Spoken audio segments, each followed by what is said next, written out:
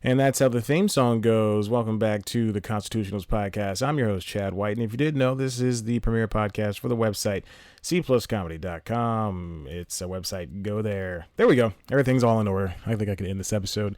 I think I can finish this right now, and no one would care, nor would I care, nor would anything else matter in the world. This, I'll open up on a very sour note.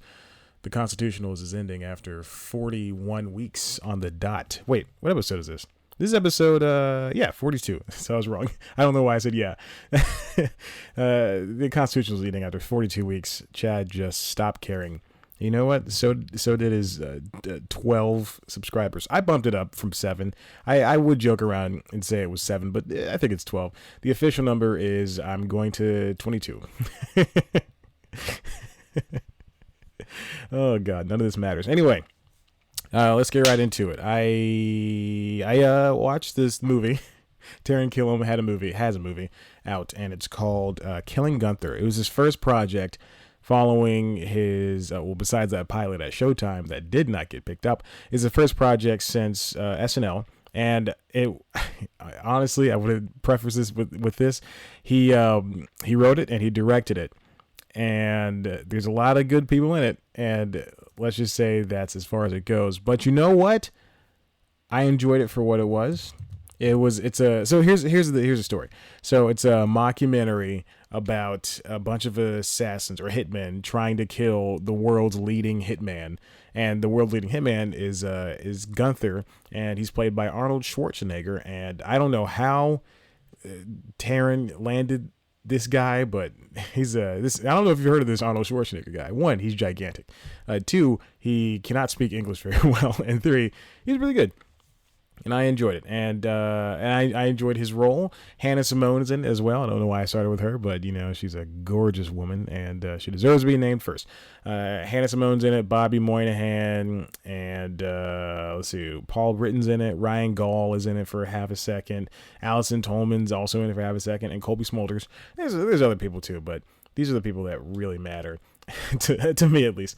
No, everybody did a really good job. It's like I said, it's a mockumentary, it's a comedy, and I gotta say, I didn't laugh a lot, but you know what? I had a good time. I watched it over the course of, I would say, a week. I watched it over the course of a week, and that's it. I mean, that's the extent of it. There's a lot of good jokes about being a hitman, and there's not a lot of other good jokes, but I mean, for what it was, it's an indie movie, a mockumentary written and directed by a comedian. And I think I liked it a lot for what it was. One Day at a Time came back. Yeah. One Day at a Time is this TV show on the Netflix created by Norman Lear, Gloria Calderon-Callet, and Mike Royce, I believe. And I really don't think it's Mike Royce. I don't know. I hope it is Mike Royce. Anyway, it's a remake of the show One Day at a Time. That was also another. It is Mike Royce. That is also another. What's his name? Oh God. Oh, I forgot his name. I'm an idiot. Oh my God. That's also another. Jesus. This is Norman Lear. Oh Jesus. I just said his name. It's a remake of a show that is also a Norman Lear joint, and they're not too far off because I guess I haven't seen the original series it ran from 75 to 84, but this new one's on Netflix, and they really do. This is what, again, I've complained about times on comedy shows, and they really just let the show run. If they want 35 minutes, then the entire episode is 35 minutes. And what this show is, One Day at a Time, is about a Cuban American family who are just, imagine it's the Carmichael Show, but for Cuban Americans. And so they're trying to live life, understand the things that white people do against minorities, and how come they, just trying to get by. And it's really good, and the actors are really good. Justina Machado is the mother, she's the matriarch, and she does a fantastic job. Rita Moreno is hilarious. Stephen Tobolowsky's in it, and then the kids are good too. Todd Grinnell as well. It's just such a it's a well-meaning show, and there's not a lot of sitcoms on the air, especially ones that are multi-camera that are good. TBS, I mean not TBS, CBS has all of CBS has the remaining multicams right now, and they get ratings, but they don't have the same impact that multicams used to have. There was a time where you know this, multicams like Family Matters or even I hate Full House. Fuller House just got renewed today for a 4th season, proving that clicks mean more than reviews and acceptance. But anyway, stop clicking, stop watching that show. Stop it. Let them cancel it. Stop it, because Netflix doesn't care about ratings. That's why they gave Bright a movie, a sequel, as the 3 days after the movie was panned. Stop watching stuff. If you don't think it's gonna be good, don't watch it. Don't even watch 5 seconds, because then I guess they count that as a full view too. Oh, this person just watched up to the theme song of Fuller House. Ooh, they're gonna come back. Don't worry, 7 years they'll come back. Don't watch that show. Anyway. But what was I saying? I was talking about how these multicams mean a lot of things. So there's a time when multicams were just so important and prevalent. They were very much prevalent. There were no single camera sitcoms as far as I can remember back. I don't even know when the first single camera sitcom was. Maybe that'd be a good episode of News Time. I don't know. Who knows? Or maybe a good episode of this podcast, or a mediocre episode of this podcast. Who knows? Because this is not good. But there were points. There's the multicams. Besides their very special episodes, they mean a lot to people because you spend so much time with this family learning the ins and outs. Roseanne, that there's a blue collar family. They suffer from not suffer. Yeah, well, yeah, they deal with the same stuff that we deal with today and we dealt with back then. Family Matters. I think if that show was made today, it'd be a race show. They'd be talking about race a lot, but I don't know if there would be an Urkel character on there, even though he was an accident. But who knows? And so this One Day at a Time really echoes back to a time when these things matter. They do have, just like the Carmichael Show, all right, so I guess the reason why the Carmichael Show and One Day at a Time are so good is that they don't try to tackle 7 things at once. There's no A plot and B plot. There's just a story. So for one episode, they're talking about the race. They're zeroing in on race, but for Jesus, just knocking things over on my desk. Oh my God, something happened. Okay. And then for another episode, they're talking about gun control. And then for another episode, they're talking about One Day at a Time, the daughter coming out. For another episode on Carmichael Show, they're talking about black people, racial profiling, their Muslim neighbors across the street moving in. So these things really do mean a lot. And I guess the reason why these last 2 years are so successful is that because they're able to take a simple topic, not simple. They're they're ready to take one topic and make a story out of it. No, and that's the simple part. That's the part that everybody seems to know. And so whenever you you can either watch the Carmichael Show, or you can watch, Jesus, Chad, you are so loud. The mic is so hot right now. Yeah. So you can watch either the Carmichael Show and watch an episode on why Joe voted Republican, David Allen Greer voted Republican, the dad, or you can watch an episode of, I hate to pick on the Big Bang Theory because that's such an easy target, but you can watch an episode of the Big Bang Theory and have it be just, you can make fun of Wolowitz. I think that's a guy, the Indian dude who doesn't talk to women. Does he still not do that? It's been 13 years. Does he still not do that? What year did that show come out? It's been 12 years. It's right. I'm not going to check, but I think it's been 12 years because I want that on my Google history, and I don't want to open it incognito because that's never mind. I'm not going to finish that sentence. But yeah, what's going on in that show? Are they married? Or is everybody married? Did they admit that Sheldon might have autism or he's on the spectrum or something? Who are these people? Bernadette. That's Wolowitz's wife. Why do I know so much about Wolowitz? It's probably because Bernadette's the sexiest one out of all three of the women. And so anyway, it's just a shame that there's no more multicams that sit in life and sit in the and they that don't stand out among the other ones, that don't stand out among the crowd. You know, the Carmichael Show was canceled. I never watched Dr. Ken. I don't care about Last Man Standing because I never liked Tim Allen. The only thing I like Tim Allen in is Toy Story, and that's it. I'd say that much. I don't care. I never watched Home Improvement. I never thought it was funny. Just like I never watched Martin because I never thought he was funny. Yeah, that's fair enough. There you go. But I watched every other sitcom that I just spoke about now. Again, except for One Day at a Time, the 1975 version. I have not watched that. I've never seen that. I think I've only seen the theme song. Yeah, I don't think Tim Allen or Martin are funny. There you go. Anyway, comedy's subjective. So there we go. There's that. But I really love One Day at a Time. Go watch it. If you take away anything, go watch One Day at a Time, and also go watch the Carmichael Show. It was canceled, so we have about 20 some odd episodes to watch that, and it's good. And I think it's all on Hulu. Anyway, let's move on to the final topic, guys. I went back out. I am officially back on stage touring.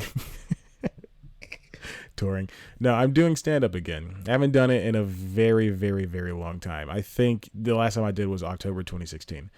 Yeah, because I took a year and a half off. And so, but in that time, I was writing what I think I want my version of my stand to be is. See, every comedian has to find their voice, and it's going to take years to hone that voice. But I think I'm going in a direction, because I don't want to be a person that is just going on stage. And I don't want to do what everybody else is doing. I don't want to get on stage, have 3 or 4 premises, and then talk about those premises. You know, when you guys know when you're walking down to the library. I've never done any of that. I don't know why I'm saying that. I don't want to do that. I don't want to do setup punchline. And so now, I mean, obviously I've only been doing it for, a total of 2 years, and I'm no one. I'm literally zero. I'm literally a blip, even though I've spoken to a lot of comedians because I interview them and stuff, and I make them laugh, and they say I do a really good job. Even not gonna win about that. Even though I have all this experience, and not experience. I have all this know-how. Just because of the book knowledge doesn't mean I can make that. I can apply that knowledge. It's not applied knowledge. So me getting back on stage is just me stretching a muscle, and it's going to take me some time to get into it. But I really think it's important that my voice is something different that stands out. And right now that voice is leaning towards me wanting it's kind of a mix between, like, I guess what they do at UCB, like, alternative comedy performance versus doing stand-up. And so the last time I went up, I was gonna say murdered. I killed. It was great. They were laughing really hard. Also, it was very late in the night, so they might have been very drunk, but that actually might have been a thing. But I remember I did so well, and then I went out on a high note, and I didn't do it for a year and a half, almost 2 years. No, it was less than a year and a half, but still.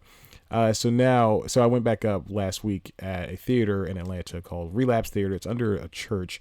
It was very odd. I'm gonna start it with this. The audience was very abrasive all night long. I know we're doing open mic, and I know people aren't entirely funny all the time. And honestly, I didn't laugh at a lot of people, but a lot of people had a lot of good jokes. Even still, even if I didn't laugh at everything, a lot of people had a lot of good jokes, and this crowd was just not having it. They locked up. And then there was this one woman who kept announcing she was a lesbian. She would not let that die. We get it. It's 2018. We're okay with that. We've been okay with it for a pretty long time now. And she just kept announcing it. And then as the night wore on, she got drunker, and she started, I'm a lesbian. And it was so annoying. And every single person that went, and the mark of a good comedian is that they can shut that down real quick and move on, or they can make the situation funny. And I think, and I'm not tooting my own horn here, but toot, there was me. I shut her down very quickly, and it was, but to a point where it wasn't supposed to be funny. She interrupted me as I was saying something, and I said, "Okay, I get it," and people laughed, but I didn't mean for it to come off as funny. I was just annoyed because I'm the last of, there's two more people left, and I don't want to get that 1 minute warning, that flashlight in the back.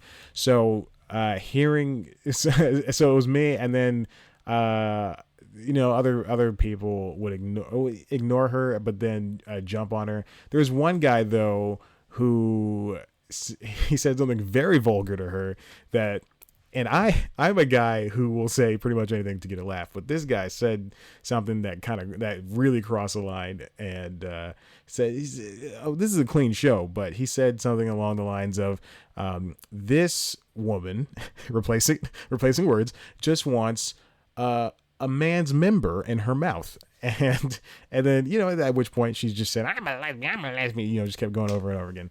And it just wasn't worth it. Oh my God. I think, is Ari going to I'm sorry. I'm not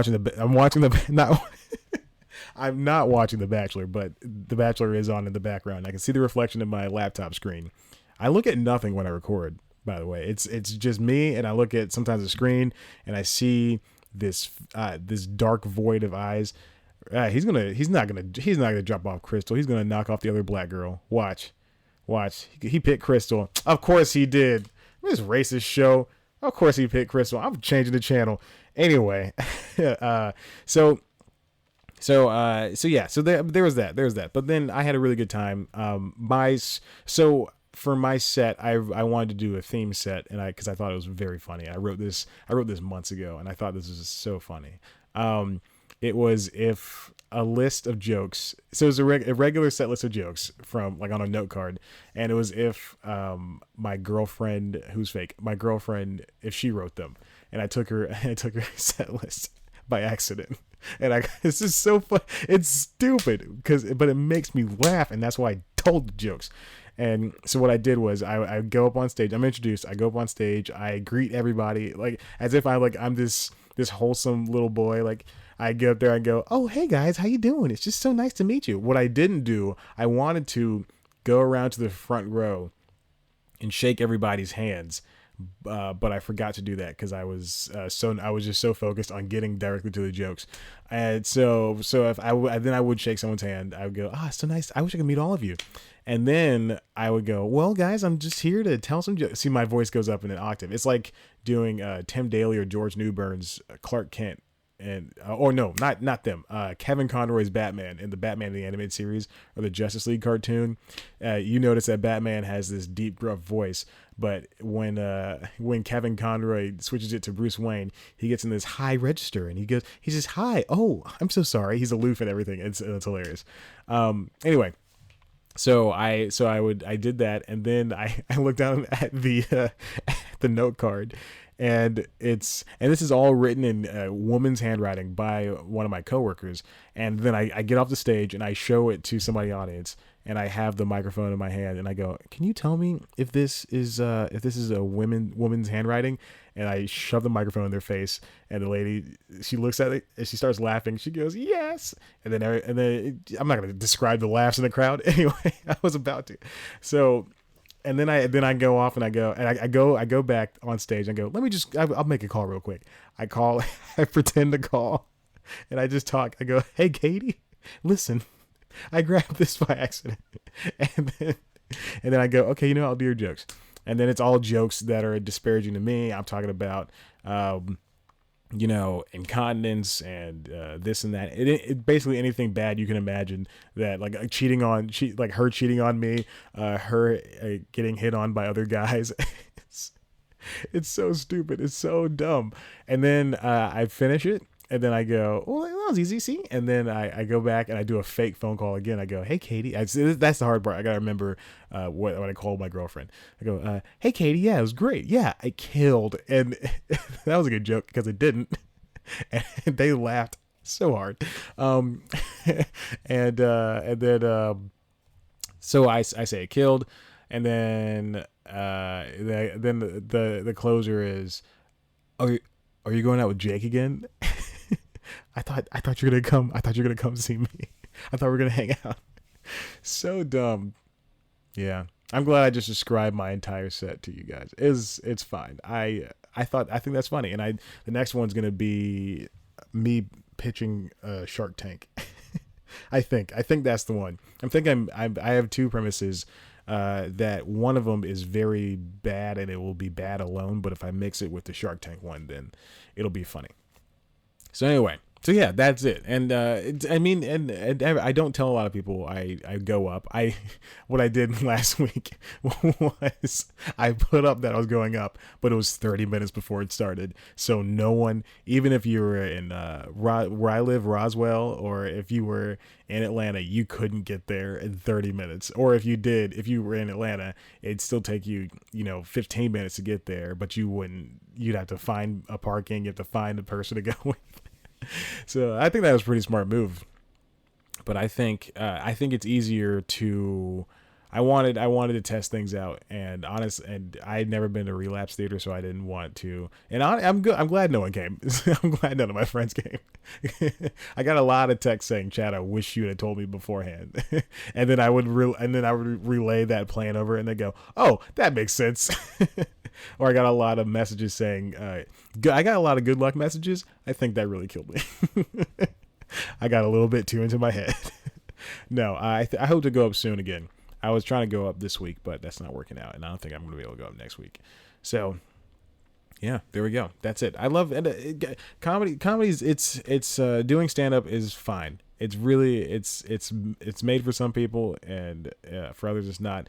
I was listening to Bobby Lee on Pete Holmes' podcast, who made it weird, and Bobby and Pete were relaying how much they like how many hardships they've had in comedy, and they were talking about Carlos Mencia, because Bobby was good friends with Carlos Mencia, and how Carlos ended up stealing jokes.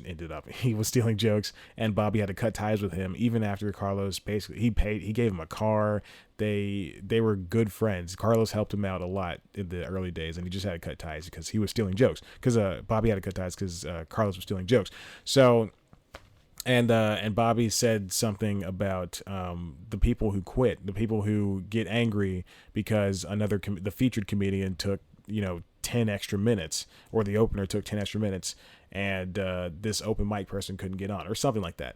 And he said those people who get mad at that and we're going to quit regardless, they're going to quit regardless, versus the Pete's and the Bobbies who just keep at it no matter what. Or the people like Bobby was saying how he saw, oh God, what is her name?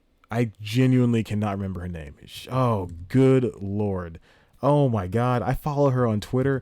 Why am I not? I am just, it's been a long weekend, and now I got to find, what is her name? Oh, good Lord. She was hired with Shashir Zameda and a black writer. Why am I not doing this? Chad, what is your issue? What is your major malfunction? Anyway, he was talking about how he saw her go, what is her? Leslie Jones. Oh, thank God. Anyway, he was talking about how he saw Leslie Jones would go up at the Comedy Store, basically every night, and for so long, so many years, it just didn't click for her.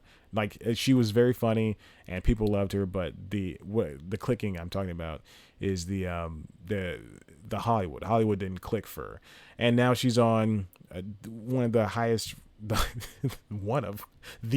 rated variety show.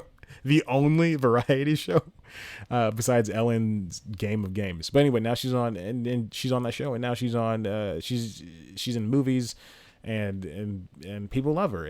But she's been doing this for so long, and that's what it feels like whenever if you ever follow I don't know if you're listening to this, you probably are me or you're me because I'm one of the listens, and or B, you like some type of alternative comedy, or C, you like me and I don't know why you're following me because you're wasting your time because I'm a real big Tour boy.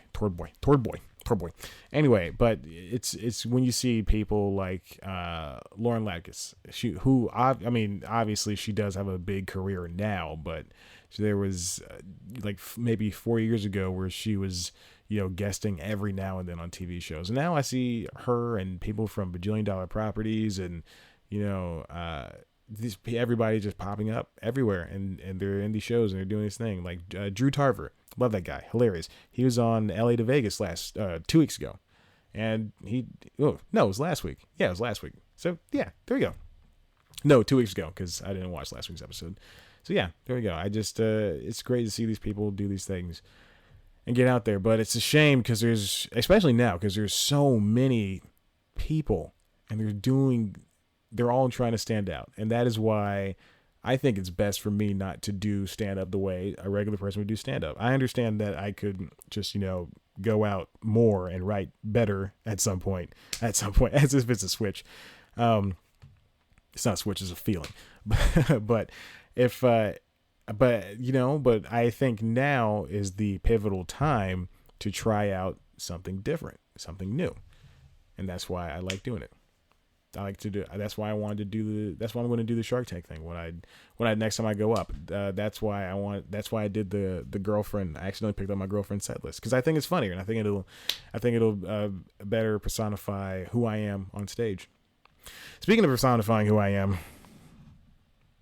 this is the end of the Constitutionals episode. If you like this, why don't you head to the website, cpluscomedy.com, where we got the latest news, reviews, features, interviews, and other good comedy bits that only I can provide you with. You can follow us on Twitter at cpluscomedy. Follow me on Twitter at ChadBlackWhite. Like us on Facebook.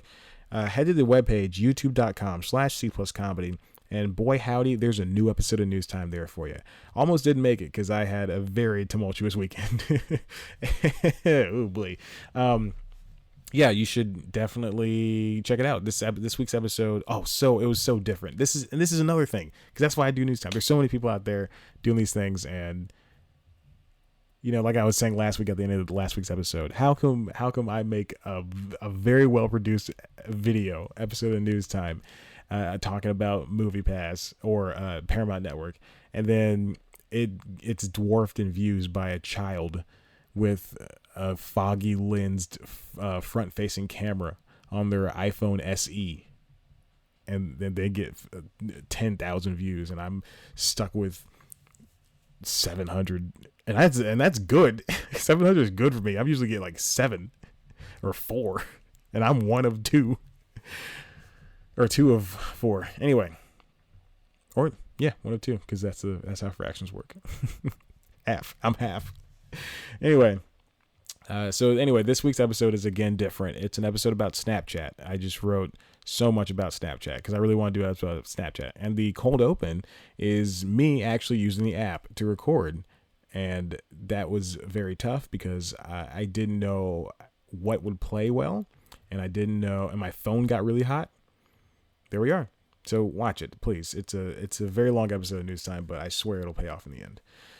Anyway, all right, I'm going to end this episode. Thank you for listening so much. I love you. We'll see you next week. Bye.